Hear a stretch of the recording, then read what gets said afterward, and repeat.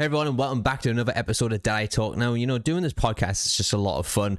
Going back and rewatching Ash vs. Evil Dead, going in depth, finding some behind the scenes stuff and talking about that as well, and really picking out a lot of things that we noticed throughout the scenes. It's just a great time doing it, honestly, and I'm really enjoying this. So, before we begin, I just want to ask you guys to please support the channel. Hit that subscribe button, leave a like, leave a comment, and if you want to go a little bit further, you can also become a member of the channel or leave a super thanks on the video below as well. It really helps me out.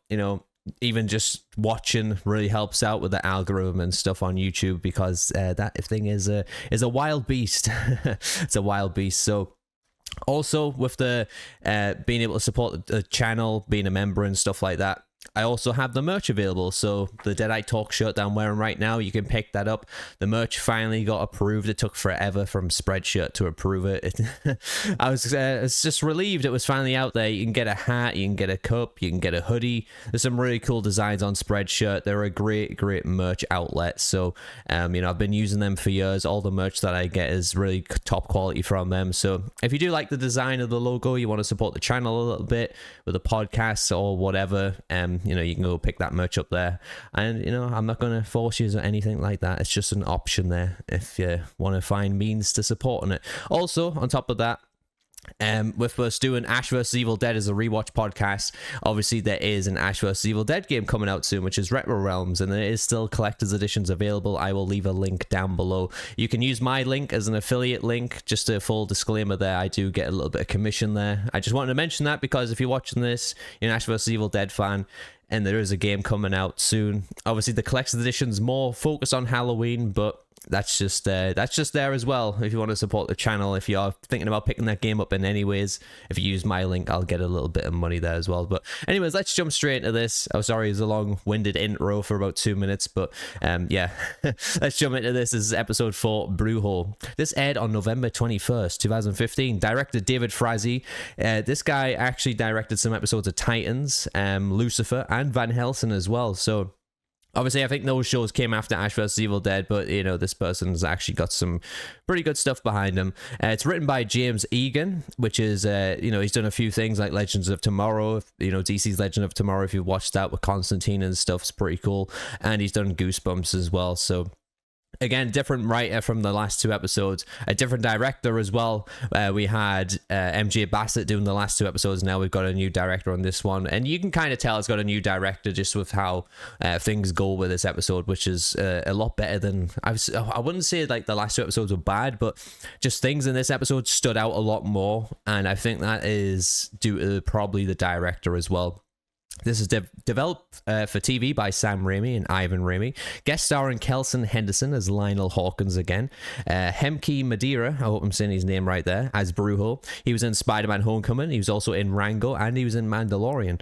Ben Fransham, I'm sure I'll get his name right one day, as Eligos, and Jared Turner as the voice of Eligos. The synopsis for this episode is: after setting more evil loose from the book, Ash, Pablo, and Kelly head to Pablo's uncle's house for some answers. Meanwhile, Amanda and Ruby find that they have something in common. The episode opens with Deadite Lionel coming for Amanda, who's handcuffed inside the books from Beyond storeroom, right where Ash left her. She fires a shot from her weapon, but it does little damage and things don't look good for the detective until bam, Ruby walks in. Within moments, Lionel is impaled. Amanda questions who the mysterious woman is, and she replies, "I'm your new best friend." Now, this is a really cool opening scene, honestly. I think it's a great opening to the episode. I love the soundtrack when Ruby's entering the room as well. It's really badass. I think it's just the part of the music department. I don't think it was an actual song or anything like that, but there was some pretty cool badass guitar strumming going on there as Ruby was kicking ass with the Deadite. I found it funny when Deadite Lionel kind of is about has the gun cocked on Amanda, and he says to Amanda, "I guess you get to kill another cop after all." I thought it was a little bit of a weird line. I suppose these Deadites always prey on people and probably their biggest fears and stuff, and maybe she was worried that she was going to kill another cop or something along those lines. And yeah, I don't know. It's just, it was a little bit of a weird line, but I thought it was funny. After that, after the opening splash screen, we cut to Ash and Co. heading to Pablo's uncle's place. Kelly's nursing a killer headache in the backseat of the Delta. Pablo asks if she is okay, and then she proceeds to puke out of the window of the Delta. Ash tells her to make sure she projects it, not to mess up his clear coat. Pablo, concerned about Kelly, suggests they should take her to the hospital. Kelly brushes it off as a slight concussion and tells Ash to drive Miss Daisy. They continue down the road with the song Midnight Rider playing. Ash hopes Pablo's weird Brujo uncle can help them out because he don't like he being responsible for everything bad. I love the wide shots of them driving, you know, above the trailer and stuff, with the scenery around them. Looks really fantastic. I really like that, with the song playing in the background as well. I think it's a really nice touch to what they're going through at the moment. And I think it's really cool, and you know, the first time we see the TV show have a nice sunny day. You know, the Evil Dead universe always dark and gritty and stuff. This is like a sort of a summer's day, even though I believe this is probably shot in the winter in New Zealand because they have their winter in our summertime here. So it's more or less shot in the winter, but it does look like a nice bright sunny day compared to the last 3 episodes where it's kind of it's been rainy, it's been dark, it's been cold with the fog and everything. So just a huge change up in the scenery for this episode, which I kind of liked. You know, it kind of threw us out there, away from the norm, honestly. And then on top of that, you know, it really makes, you know, this is shot in New Zealand, and you know, they just make you really feel like it is in Michigan. So I think they did a good job of that. We then see Evil approaching them out of the forest, making the radio play up. Ash thinks it's just the high quality of the Delta. The Evil then locks the doors and plays with the dials, bashes it a few times, telling Evil to leave his car. Evil begins to catch up to them on the road and slams into the back of them several times. They manage to narrowly avoid the oncoming car when we see it hit the Evil behind them, and it gets thrown into the air. With quick thinking, Ash uses his nitrous on the Delta. Pablo sorry, I found it quite ridiculous saying that. Using the nitrous on the Delta. Pablo inquires if Ash has ever done this before. Ash tells him to hit the button anyway, and it works. Briefly, the engine starts to go out from pulling the trailer. It's just too much weight for the Delta to go forward with the nitrous, and it kind of blows the engine out a bit.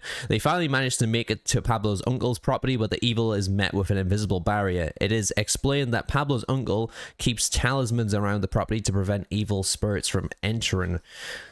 Plot hole there, potentially, with eligos. We'll see. You know, just some notes from the scene, you know, seeing the classic Sam Raimi demon point of view camera coming out of the forest, hitting the back of the trailer and stuff. I thought that was really cool. And, you know, in the mirror, when, you know, we actually see a manifestation of the Evil finally, like a physical form. So like this big cloud of smoke chasing after them. And then, you know, you just see that car go flying past, and then it just shoots like 20 foot into the air and gets all broken. I thought that was a really cool effect, and it looked awesome doing that. And, you know, it didn't look terrible, like CGI wise either. You know, this come out 9 years ago, which is quite a long time ago. And, you know, CGI definitely evolves with year after year after year. And, you know, some of the CGI these days is a lot worse than what we get back in those, and that's on the television as well. You know, they did a really good job with that.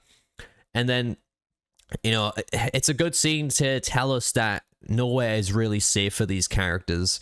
You know, they're just driving out on the open road, sunny day, and they're being attacked by evil. So, you know, it continues to really keep the audience in suspense and making us believe that, you know, we're not just safe because it's daytime. You know, the evil can get you anywhere, which is really cool.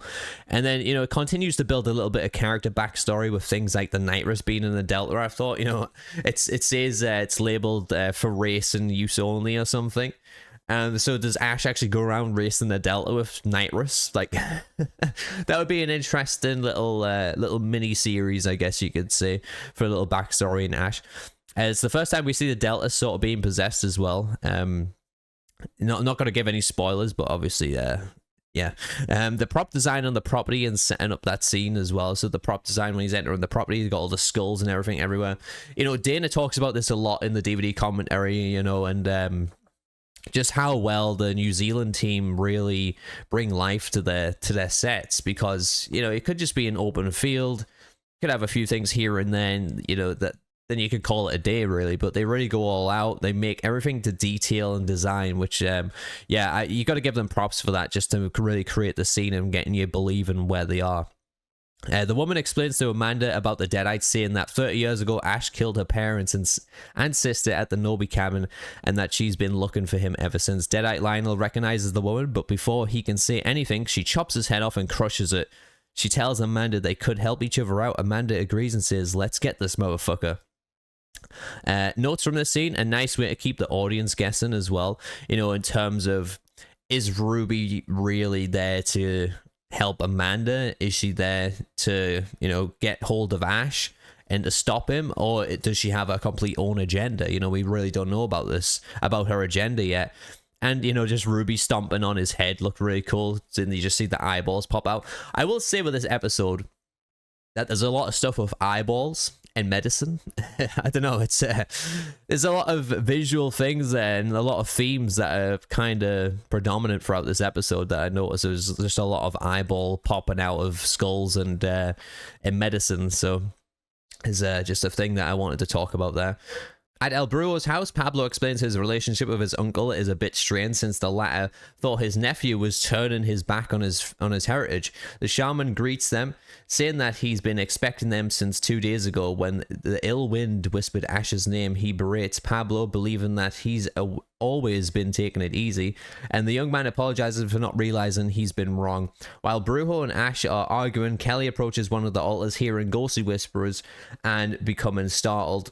Brujo tells Pablo to watch her while he prepares a concoction for Ash that would send him on an inner journey to look for the answers he seeks. Pablo decides to take Kelly's mind off the dark thoughts by offering to help him build a new arm for, sorry, I read that totally wrong, but I know what it means. By offering to help him build a new arm for Ash from a power glove and various electronics. It was kind of cool. Just you know, Pablo's in a box of the old gaming systems and stuff, and he pulls out a Nintendo power glove, and that's how he's going to design Ash's hand. You know, I really like the scene as well, getting to hear more about, you know, the jefes, I guess, not just Ash, but people who have the sort of the flame to defeat evil. I thought was really cool, to defeat the darkness. Costume design again was fantastic on the Brujo, on Ash, on Kelly, on Pablo. You know, they all looked really cool. And the performance of Hemke Madeira made him very believable on what his character is. I really like this guest star. I think he does a really good job. And, you know, for his type of caliber and what we've talked about, what he's been in after Ash vs. Evil Dead, like being in Mandalorian and stuff. And, you know, Spider-Man Homecoming, which was probably roughly around the time of Ash vs. Evil Dead. You know, I think he definitely has the caliber of a great actor. And, you know, he definitely comes across as that in this episode. It's funny that Pablo regrets getting a job at Value Stop, and Ash reassures him that working in the electronic department was the big time. When evil shows up and blows up, one of the great quotes from the show. Brujo telling Ash that he will look inside of him, and Ash replying saying can he check his prostate while he's in there. Give him a you know, just having those little quotes like that, again, just bringing the comedy factor to this show, making you really enjoy the character of Ash. The chemistry of Bruce and Hemke in the scene as well, you know, when he's making the potion, acid trip hallucination. Well, I forgot what it was called now. It's got a weird name to it. You know, he's crushing the mealworms and everything. Just having that little back and forth chemistry of them while he's brewing the potion up, or the concoction. I thought that was really cool. Muchacho, Ash saying muchacho. You making dinner there, muchacho? I thought that was a funny quote as well. Amanda offers to provide police support to the woman. I've got something to say about that part there, the police support part. I'll talk about that after this. But she declines and shows her Ash's real right hand, which has only recently started twitching. Brujo helps Ash enter a trance, and he starts to experience hallucinations like an eyeball in the shaman's mouth. Felix the Cat cartoons and old school Playboy volumes, his mind goes back to the events in the cabin. And through every Value Stop he's been working at, he wakes in a shallow grave with his eyes sewn shut, and Brujo explains that he has to learn to see without sight to find the answer. I really thought that was awesome how they did that. Brujo asks him what helped him survive all these years, and Ash explains that the philosophy is shoot first and think never. Embracing it helps him regain his sight, and he also gets a chainsaw. Ash takes control of his trip and ends up in Jacksonville, which is his spiritual center, and he has both of his hands. He explains to Brujo, hey, Brujo, I have two hands. I need 2 beers. I just love that bit. He explains to Brujo that he wanted to go there 30 years ago, but the events at the cabin happened, and the shaman says that he will find the answer in that city. So he has to head to Jacksonville, I guess, at some point. So a lot of stuff just happened there. You know, the whole trance trip scene I thought was fantastic. The way they played that out. Absolutely love doing that. You know, I love seeing that, should I say. You know, the eyeball in the mouth always freaks me out. But before we get into the trip stuff, you know, we talked about Amanda offers to provide police support to the woman. So this is kind of ridiculous because she's suspended in any ways. So the precinct's not really going to help out at all. I mean, obviously she has some friends on the force and stuff, but not only that, but when she's delivering this line, Jill really stumbles on her line there. Maybe I can call in a favor at the precinct. She goes, maybe I can call in a favor at the precinct. Like, she just, I know it's like she forgot the word precinct at the end of the sentence. If you watch it back, you'll know what I'm talking about. She just kind of fumbled that a little bit. But again, it was a line that shouldn't have even really been on the show. It was just kind of weird. I don't know. Amanda, so far, we're in episode 4 now. I really do like the character. It's just what they're doing with her writing wise, and now I'm paying attention to it a lot more. They're really like sort of all over the place with her, which is weird. Cool seeing Ash's hand from Evil Dead 2 as well. The actress who plays Amanda has some funny reactions to seeing things. You know, in the last episode, she walks in, tells everybody to get down, and she goes, "What the fuck is that thing?" And then this episode, you know, Ruby shows him his hand and he goes, "What the fuck is that?" Like, it's just shows has these quite funny over the top reactions, which I get a good laugh at. Seeing the Brujo bite into the eyeball freaks me out every time. I absolutely hate that. And the montage of Ash beginning this trip adds a lot of layers to the character as well, showing he's been around a lot in these last 30 years. Also, the memories popping up from Evil Dead 2 I thought was a great touch as well. You know, getting to see some of the little scenes from Evil Dead 2, which is my favorite Evil Dead movie. You know, just having that thrown in there, I really enjoyed that. The weird demon things surrounding Ash in the grave started making noises like the Killer Clowns, weirdly enough. So if you've seen Killer Clowns from Outer Space, they have like this little giggle laugh that goes on. They kind of have that going on, and then they have some narration clips from like Evil Dead 2 playing, and you'll notice a lot of them are actually dressed up as Ash as well, which I thought was really cool.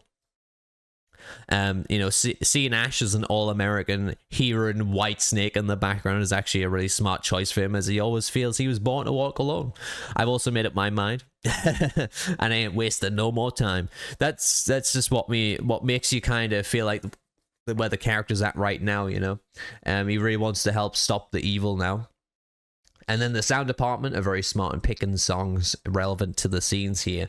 So yeah, I thought the montage, the way they did it, it worked really well. You know, it might be a little bit corny, it might be a very B TV show, but that's what Evil Dead is, and it just fits the theme of the show even more, especially when Eli starts talking and everything like that.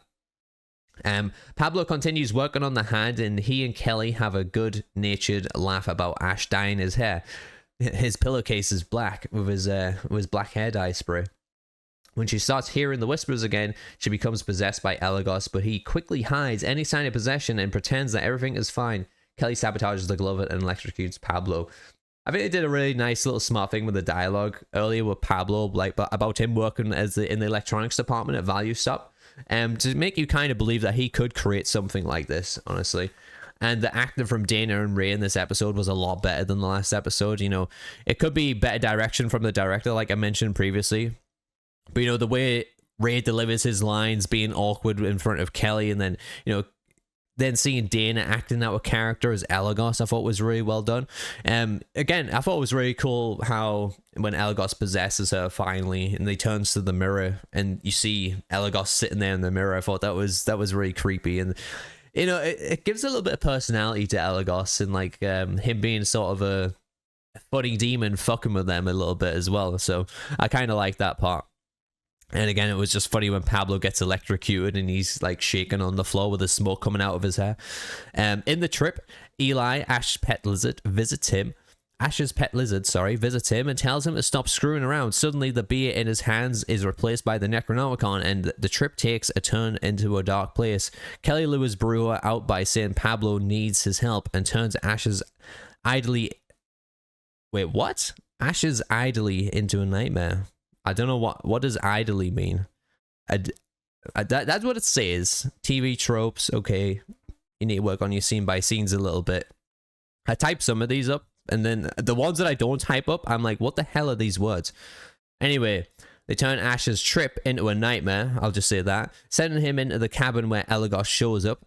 He starts torturing Ash, sending him through layers of horror. Eli tells him to get control of his trip back, and he starts fighting back against the demon.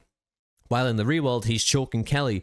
Brujo and Pablo try to stop him, and the latter has to knock him out, with none of them realizing Kelly is still possessed. And then Kelly has a nice little grin to the camera. So that's it by the scene by scene. You know, there's not a lot that goes on in this episode, but it's a very straight to the point episode that's paced very well. And I thought they did a pretty good job in like just focusing on what's going on inside of Ash, inside of his mind, and bringing that together with Eligos and how he's trying to take control of Ash. Again, I thought that was really well done. Just everything about the scene was amazing. The cheesy CGI on Eli and Jacksonville just worked out great, honestly, for Ash versus Evil Dead. Eligos being able to persist inside of Kelly, even though being in the Brujo's property, I think seeing her being more in agony would have been a nice touch, honestly. Like, she can't bear to be there. So obviously the demon that's chasing them at the beginning gets stopped by the invisible barrier because of the talisman. How is this affecting Eligos? Or is Eligos not affected because he's a really powerful demon, even though he's supposed to be a baby demon? You know, I wish that was kind of played on a little bit more with the effects on Eligos of being inside of the Brujo's property. I just thought they could have expanded upon that a little bit more, but nothing too bad. The little Laurie doll with Ash squeezing her head and seeing her eyeballs pop out was really cool as well, and he just does a little laugh with that. And honestly, I bet this took a long time to shoot in all the different sets, you know, which I do appreciate. You know, they're doing, like, you know, the writers, Bruce, actually talked about this in the DVD commentary a little bit. He said that, you know, the writers want to write what they imagine and how they can really bring it to the screen. And the producers kind of shit themselves with the writers for what they want in creating, you know, scenes from the cabin, scenes from Value Stop in the warehouse and things, and kind of putting that all together. Then you've got the scene at the grave as well. So you have all these different sets. And, you know, Bruce was saying, luckily they have the New Zealand department working on it because they go crazy with the set design and they can make things pretty quick and cheap. So they were very happy, the producers, to be able to, you know, bring across what the writers want, which I thought was an interesting point to talk about there, because I did notice that, you know, a lot of people pay attention a lot to the story and things. I pay attention to where they're actually shooting things a lot of the time, and, you know, seeing, imagine how much time it would take to seeing all these different sets in the studio come together in the one episode. So they've got to film in like these 3 to 6 different sets just for this one little sequence, which I thought was really well done. Dana continues to perform well as Eligos possessing her. I really like seeing characters sort of go out of their norm and start playing something different. When they're playing something different, you can start to enjoy a character a little bit more as well. And I think it's a lot more fun for the actors to do that as well, because, you know, if you're acting, you probably just get bored playing the same character all the time. So when you're kind of pushed out of your safety net, I guess, to playing something different to that character, you can, you know, it requires something different, and, you know, to perform well as Eligos. This being only episode 4, Dana sort of being new to the Evil Dead franchise, I'm sure she got a lot of good direction here, and this is why I think the director really had a big part to play in this episode being better than the previous two, is directing the actors to actually perform a lot better, and they definitely did that. And again, you know, seeing Ash control Eligos finally shows us a glimpse of how the power we've been teased since, shows us the glimpse of the power that we've been teased since the early days of Evil Dead. You know, what he really possesses here. You know, he can literally grab hold of Eligos inside of, well, in real life and inside of his mind, and stop him from taking over him. And it really, like I said, it just shows the power of Ash finally. And, you know, there's a lot of things that's been brought to light in this episode that we've been kind of wondering about since Evil Dead 2, maybe even at the end of Evil Dead 1, and Army of Darkness, of, you know, who Ash really is and what power he possesses. And, you know, I just think they do a lot of little quick things here in this episode that really just, answer those questions. And it still leaves us with some questions as well regarding those, but they don't expand on it too much, as to where we do get a little bit of an understanding, which is nice. So that's it for the scene by scene. Let's move on to the interesting things to note.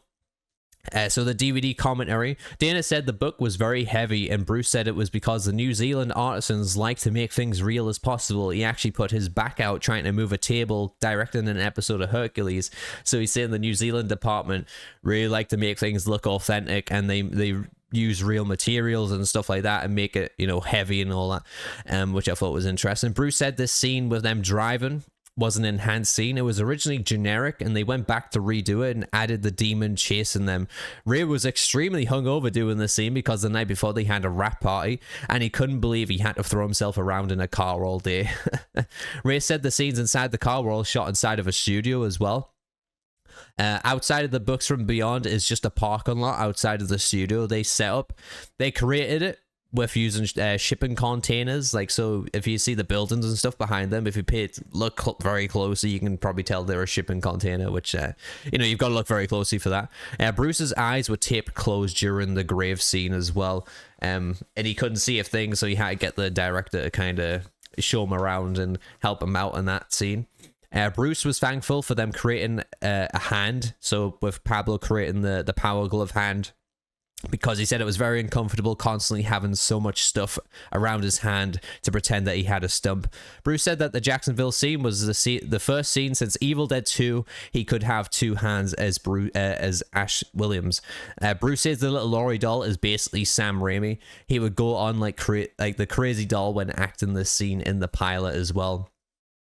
So moving on to the IMDb trivia, Brujo means male witch, of course. Ash's hand went through a bunch of different versions. It was initially supposed to be inside of a cylinder, but it looked too magnified in the camera, so they had to go with it wrapped in the cloth version.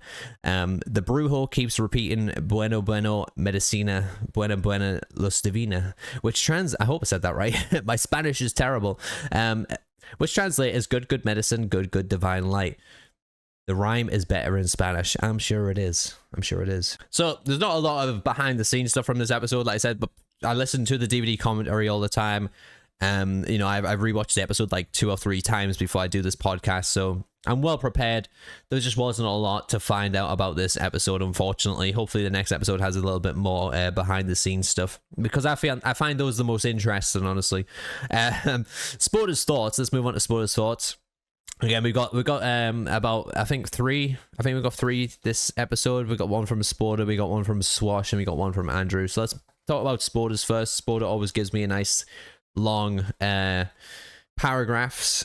I don't know. He gives me a little college essay to read through, which I do really appreciate. It definitely plays out the podcast a little bit longer. This was definitely an improvement from the wishy-washy episode we had last time. With this one, we have the directional debut of David Frazee, and I gotta say, he did a pretty good job. I'll get into some of his shot compositions later, but I was impressed to say the least. Yeah, I think David did a great job, like I said, directing the actors and stuff. You could just tell it was kind of a step up from... I said MJ wasn't a bad director at all. I really think they captured the horror, but they were so focused. Like, I think MJ was so focused on the scenery and developing it as a horror aspect, as to where I think the acting side of things maybe fell off a little bit. So yeah, like I said, I think they both, you can see the strengths of both of these directors and how different they are. Starting with the opening, we are introduced with where we're left off with Amanda. The mysterious woman manages to arrive on time to save her. With that, they both have common enemy, that being Ash. We also get some small backstory with the mysterious woman and the reason why she is after Ash. I thought it was a smart of the writers to implement this, both old and new fans, giving us some insight into the character while also still leaving mystery to her. Additionally, while on topic with these two, I thoroughly enjoyed the reveal of the fact that the mysterious woman has Ash's real hand. The introduction of this, I believe, was handled very well. It was both fan service and it makes sense why she has it. Overall, it's a really smart plot device in my opinion. Yeah, I mean, I didn't really overthink about the hand too much. I did think it was really cool that they kind of pulled that in from Evil Dead 2. There's obviously a lot of throwbacks to Evil Dead 2 in this episode with the flashbacks during the trip. obviously with Ruby saying that Ash, killed his sister, his parents, her sister and her parents, sorry. And then on top of that, her having hold of the hand from Evil Dead 2. So I just thought, there's a lot of throwbacks to Evil Dead 2 that kind of brought a lot into this episode. Which again, arguably the best Evil Dead movie in my opinion.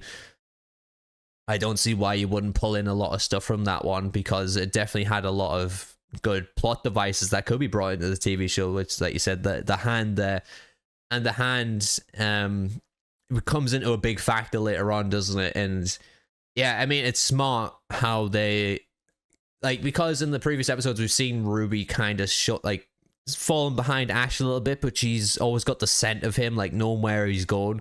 And I think that's maybe because of the hand maybe starting to twitch a little bit faster and stuff to figure out that, okay, I'm getting closer and closer to Ash. So yeah, I think it is very smart there. Moving forward, we get a nice blend of the song Midnight Rider by the Allman Brothers as Ash and the gang are continuing their journey. The words, "I've got a run to keep from hiding, and I'm bound to keep on riding." What I took from this time around was that running is the only option for the ghost beaters. Hiding doesn't make a difference, as the evil will always find a way towards them. Yeah, again, the sound department is very smart with choosing these songs, because I did look up the lyrics and stuff like that this time.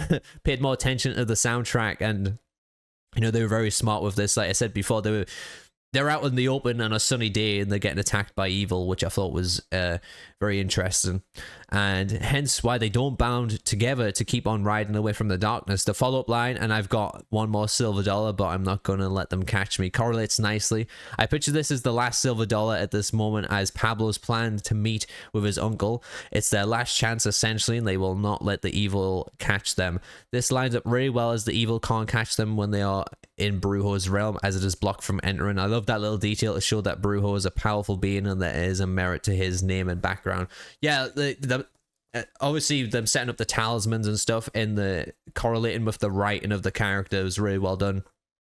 And then the actor's performance as him just makes you believe about this guy being the Brujo and being all powerful and spiritual, to where Ash could really get some answers from this guy. And he does eventually, just a little spoiler, it does eventually point Ash in the right direction, I guess. Speaking of Brujo's parts in this episode, they were by far my favorite of the episode. Taking a trip down memory lane with Ash through his mind was a brilliant way to add some layer and meaning to the character. Sure, it's fun seeing Ash the way he normally is with his bombastic humor and charm, but there's something about seeing his other side of sheer brokenness and loneliness that I adore seeing. It puts a bigger perspective and level of humanity and realism to Ash that can be relatable to everyone. Yeah, because I feel like everybody gets in their mind that Ash, maybe even just in these earlier episodes, is a very ignorant.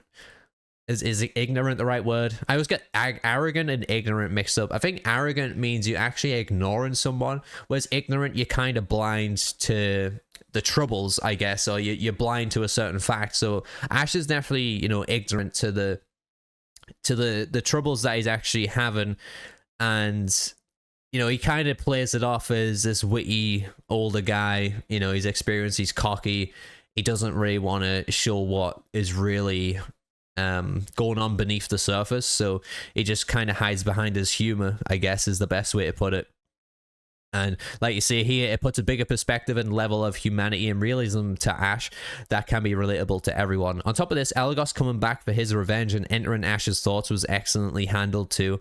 The way he controlled him and his thoughts, sending him to multiple areas of trauma, was executed beautifully, better than me executing that fucking read in there. It really gave me a lot of similarities to Mysterio from Spider-Man. I love anything that kind of start.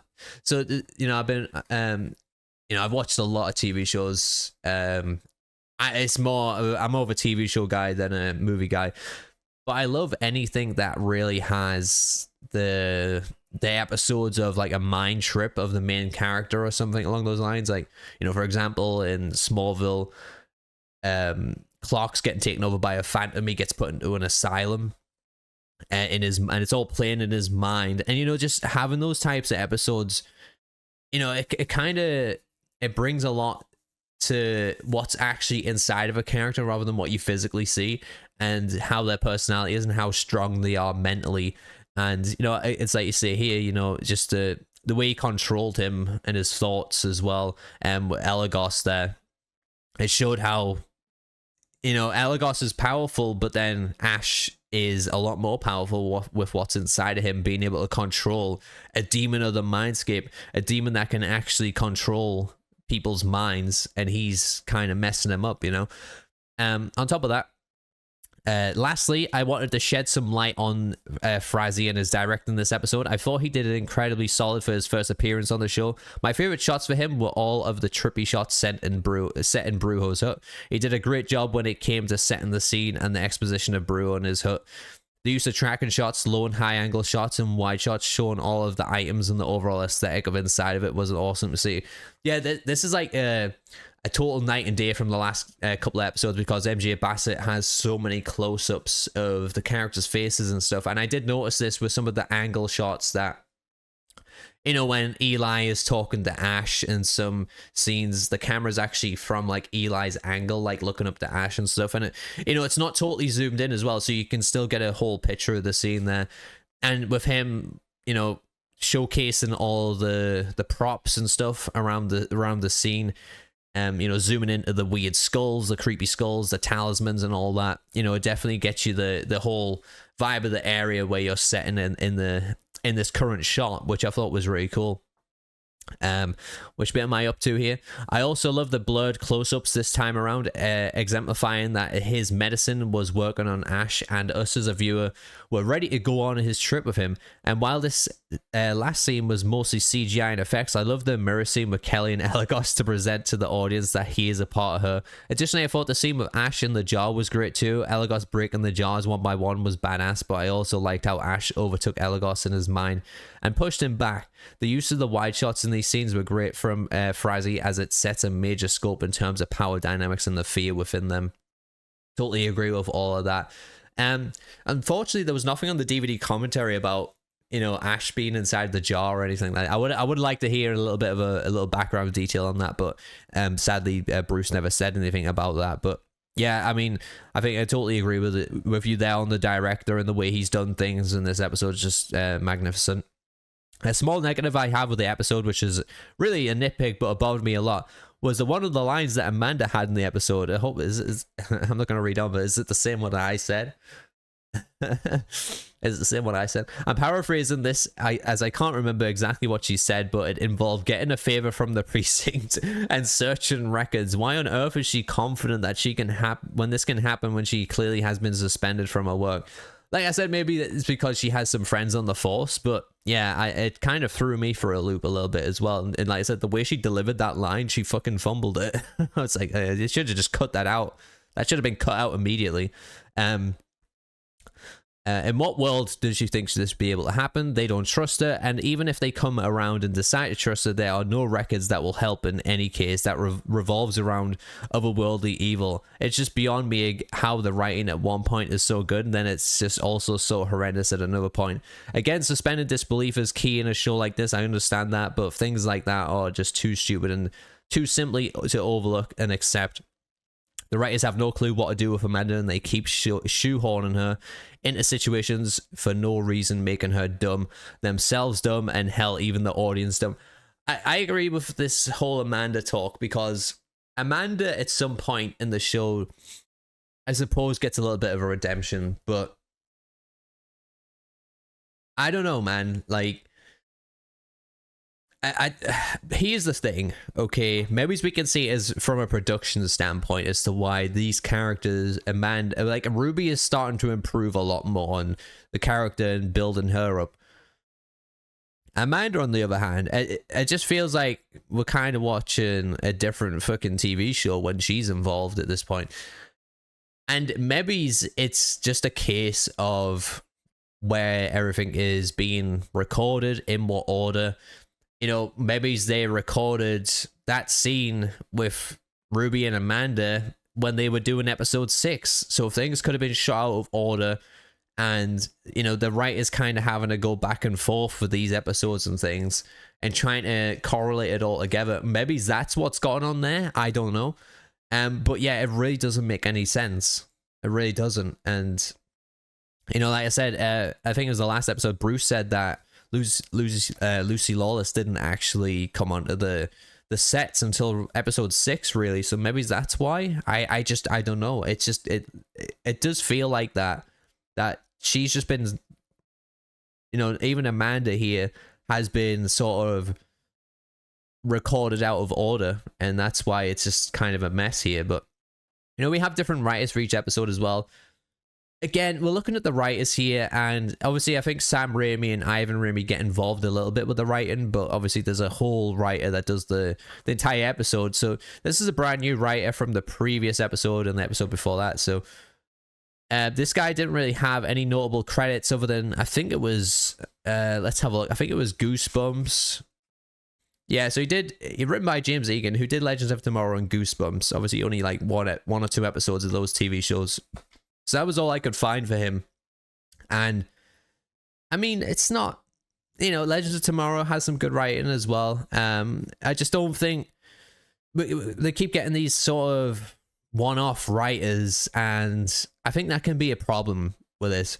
It would make sense, like, yeah, this is a TV show, but this is more made for streaming, as to where the writer should really be maybe the same 3 people all the time, because then they know what direction the show is going to go in. You know, I just I don't know, bringing in like one writer for one episode, this is the kind of mess that you end up with for certain characters, unfortunately. Sorry, I was kind of rambling a little bit there. I was trying to get my point across, but that's probably what's going on there. Overall, though, this was a great improvement from last time. While it is still contained a hit of complete dumbness, it contained a hint of complete dumbness. It is a strong episode still within the show. The acting was pretty much stellar across the board. Directing was on point, and the soundtrack was killer as always. Ending it with some funkadelic was top shelf as well. Free your mind and your ass will follow. Anyways, this episode gets a 2.5 out of 3 chainsaws rating. That's a huge rating from Spoda there. So I think last episode Spoda gave it 1 chainsaw. So he's jumped up 1.5 chainsaws for this episode. That's how much he preferred this episode over the last one. And 2.5, bearing in mind the pilot is sort of the standard here for 3 chainsaws.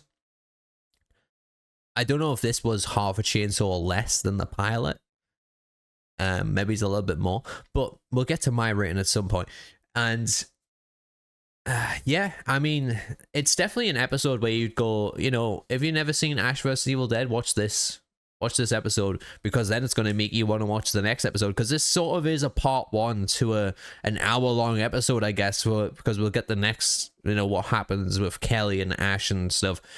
At this Brujo's hut, you know, we'll get to see that in the next episode. So it's sort of like a part 1 of a part 2. You know, when TV shows do that, they do like 2 different parts, which is weird, because this again, this TV show is designed for more of the streaming side of things with no adverts or anything. So really, the whole season is like a 5-hour-long movie, I guess.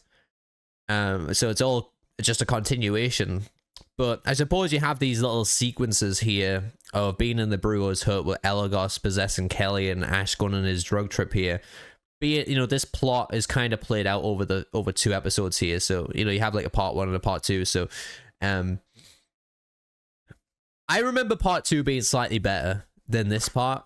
I did enjoy this one, but the next episode coming up, I think, is better than this one, honestly. So putting this as a 2.5, I've got to agree with you a little bit, because I got to respect your rating. However, I don't know if it's half a chainsaw less as good as the pilot. I don't know, but I appreciate your thoughts, Spoda, honestly. You always show me things that I miss as well. So I'm happy for that, and I appreciate you taking your time to write all that out as well, because, you know, I get like I don't know, a page and a half of thoughts from Spoda to read through every episode, which is great. But again, me and you, again, seeing eye to eye on a lot of stuff again. Just kind of consistent with most of these episodes these days. So Swatch says, I really like this one. I like how we're starting to see more of Lucy, and every time I see Lucy, I want to say Ruby.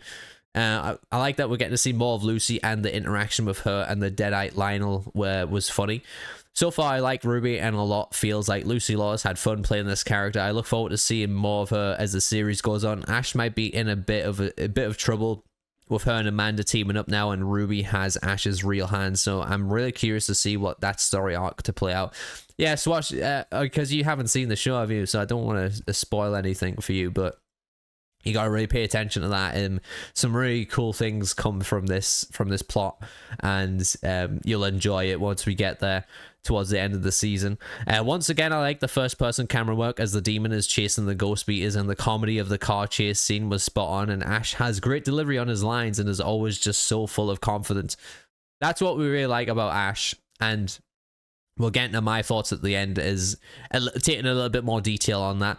The suspense of eligos possibly being inside of Kelly, the lucky demon, starts to build, and had me wondering when we would manifest again, and how getting to meet El Brujo and get some glimpses into Pablo's backstory were a nice touch.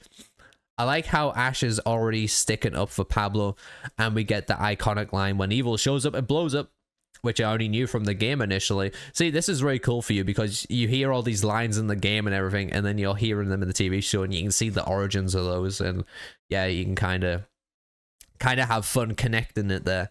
The highlight for me of this episode was Ash's vision quest trip to Jacksonville with Brujo.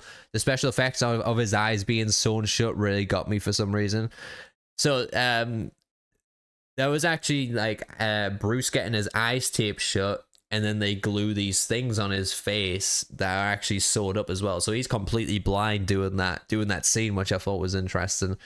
But again, this is Ash versus Evil Dead. Evil Dead in general, they do really good things with practical effects and makeup and stuff. So it's nice not having everything CGI. Even though this episode did have a lot of CGI, they really incorporated the practicals a lot as well, which is a nice touch. And I love Brujo telling Ash to start acting like a jefe and not a bitch. I liked how he talks about Jacksonville having been booked about 30 years ago, but took the girl to the cabin, which goes back to the first movies. Ash getting excited that he had two hands and that he needed two beers, and then literally having two beers for a few seconds later had me laughing. It seems like such a simple thing, but when you think about it from this perspective, he cut off his hand about 30 years ago. I know what you mean there. It's like such a mental change up for a character. He's like, oh shit, I've got two hands again. I need two beers. And that's the first thing that comes to Ash's mind, is just getting two beers. But yeah, absolutely love this scene. It's one of the scenes, again, when you think of Ash vs. Evil Dead, when you've watched the entire 3 seasons, the Jacksonville scene really sticks out to you. You know, it's a memorable scene.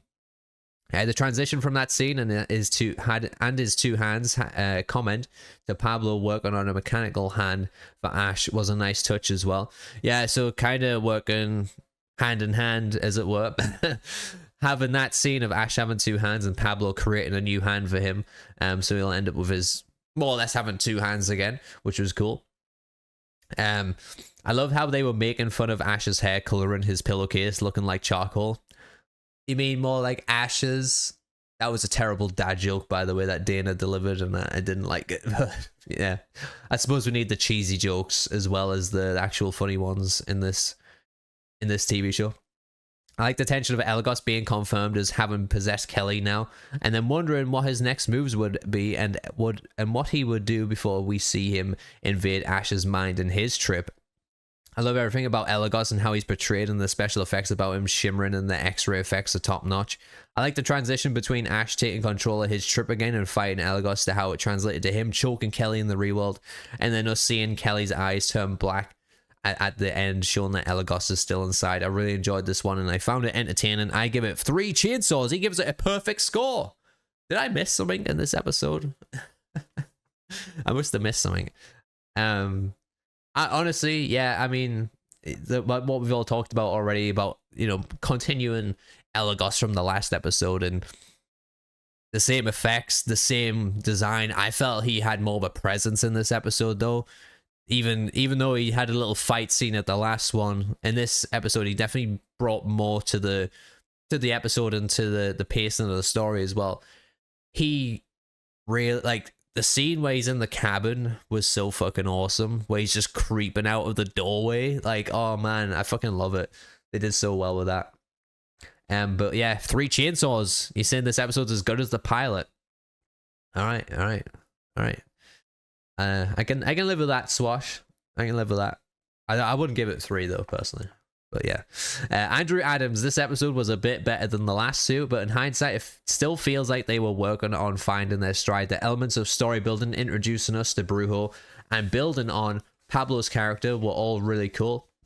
It also, sorry, pardon me, I just burped. It also humanized Ash a bit more and brings home just how much was taken from him. Literally, his entire adult life was turned on its head, and I really appreciated this aspect of the episode since he can occasionally be a bit too much of an oaf throughout the show. It was great to see the human side of Ash for a moment. Yeah, you kind of seen the same things Sporter did there, like being able to see the human side of Ash rather than him just being this overconfident oaf, which, yeah, like you said, it can be played a little bit too much for him, and to kind of humble the character a little bit, you need to dial it down a little bit and show a little bit of humanity to get us believing in him again, I guess. Not that it's ever really a bad thing, you know, seeing Ash as too much of an oaf, because you always got to laugh at him, but, you know, you can get a little bit pedantic about it, I suppose is the word. So for them to draw it down a little bit, dial it back, and, you know, see more of Ash and his backstory there, you can enjoy it that way. However, it's a tough to rate this episode on its own, since it was basically only half of an hour-long story. Not much to know outside of the character building and plot advancement. In hindsight, Brujo only lasts 1 more episode and was a little more than a plot device. These are my complaints about season 1 in general. Many of the plots fizzle out by the end of the episode to drive the gang forward to the next destination, where the same thing happens and it repeats. I'll go with 1.5 chainsaws, solid but unexciting. So Andrew, your name is Andrew, or is it Adam? Is it Adam Andrew? Andrew Adams. You got 2 first names, damn it. I have to agree with you a lot with this one. I definitely probably didn't like it as much as Spoder and Swash did. I'm probably more on your terms of, like, you know, this being a first parter to a 2-parter, really. You know, it's like you they do a good job of setting up, obviously, the next episode and finishing it off, but, you know, there's, I don't know. There's still something about this episode where I enjoy watching the next one way more because of it. I guess that's the only good thing about this episode. Obviously, there's a lot of good things that I've pointed out about acting and stuff, but story-wise and the way the episode's played out, the good thing about it is it's setting up a lot of stuff later on down the line, rather than it focusing on what's happening to what's happening in its own plot, I guess. So there's a lot of plot devices, like you said there, you know, a little more than a plot device, and yeah, I suppose 1.5 chainsaws is fair. You know, that's still good. I don't even know if we're ever going to get to a boomstick rating on this show. Maybe season 3. I think season 3 might have a couple of boomsticks. But so far, everything's been 1 chainsaw and above from all of our ratings here. So it's doing well, which means, you know, we're enjoying it. And it's something that we will, you know, you would recommend to your friends or family, or, you know, anybody that is interested in horror. You definitely recommend this. But yeah, I appreciate your thoughts there, because, you know, doing this, and, you know, if you guys were giving me your thoughts, the podcast would end in probably half an hour. I can draw this out to about an hour long, which is about a good podcast length. And, you know, nobody wants to hear my opinions all the time. Yeah, I want to hear some new opinions of people who's never watched the TV show, like Swash here. And it you know, I feel like podcasts like these can get boring if everybody is just like, oh man, this is so great. You know, Ash vs. Evil Dead, or Bruce was so good in this scene, and like, you doing that for every scene, it can get boring. And, you know, having people who can pull things out that you've missed that are probably bad. Like me, I picked out a line from Amanda, like fucking her line up there. And, you know, like Andrew said here, Is it Adam or Andrew? Andrew, yeah. I'm joking that time. I'm joking. Like you said here, you know, this is a problem with season 1. A lot of the plot like kind of fizzles out each episode. And I suppose this happens in most TV shows. Obviously, this is kind of designed for streaming, but with the first season of a TV show, I'm mainly thinking of like superhero ones again. In the first season, there's always like a, I don't know, a freak of the week type of thing. One thing happening in this one episode, and then it fizzles out. Let's move on to the next one. And that continues on, like, and they'll have some little plots, some side plots going on throughout the entire season. I suppose that's probably, it's what happens with most TV shows, is to where they just create that one episodic thing to find their footing, and I feel like they do eventually. But anyways, I respect your 1.5 chainsaws. That's probably roughly where I'm at, but we'll go through my rating now, and then we'll end the podcast. So overall, I thought this episode was great. It was a nice change up from the previous two. We got a new director with some fresh ideas. Not that MJ was bad or anything, but David Frazee getting some nice, very nice looking shots and better directing to the characters' performances. Definitely stood out in this one and just brought the overall feel of the episode to a brighter point for the show, but kept the horror comedy aspects we've all come to love. Also, the pacing was done very well. We also finally got some flow to the story of Ruby and Amanda. Whilst they're still very slow leaving the book. So this is the thing that I have with Ruby. She's always very slow. She's trying to track down Ash, and she's always fucking dawdling. Like, how has she not caught him yet? I still won't get over what she was, like, how she didn't get to the bookstore last episode. I don't understand that. So I kind of have a problem with that. But anyways, it was about time they met up, and it leaves the audience guessing still about Ruby, if she's lying to Amanda or if she's telling the truth. However, with the timely decapitation of Deadite Lionel, it leaves us believing she really has a whole other agenda than just wanting to stop Ash. Hemke playing Brujo was another big standout of a guest star in this episode. To be honest, the whole show, you know, just guest stars in general, I think they do such a fantastic job coming in and just nailing their characters immediately. Like, they just do so well. And, you know, he's not in many episodes, but he is a really interesting character, and the actor really brings him to life on the screen. I think he does a great job and has some great chemistry with Ray and Bruce. I definitely like the Brujo and Ash scenes. I thought the chemistry was really, really well there. You know, this guy's like really confident. As a Brujo, and he's like he's so set in his ways, as where he's listening to Ash, who's this like happy go fun guy who wants to go on an acid trip, you know, and he's always trying to lighten the mood, whereas this guy's always serious. Like, I think they played off each other very well in the season. I really enjoyed watching them together. This is another episode that really makes you enjoy the character of Ash more, learning more about him while hearing the snappy one-liners and the true power that he possesses against evil. I thought was nice. So my rating for this one is 2 chainsaws. It's a good one. Definitely an episode I would show someone again into the show of Ash vs. Evil Dead. However, I don't think it was quite as good as the pilot. You know, the pilot being 3 chainsaws.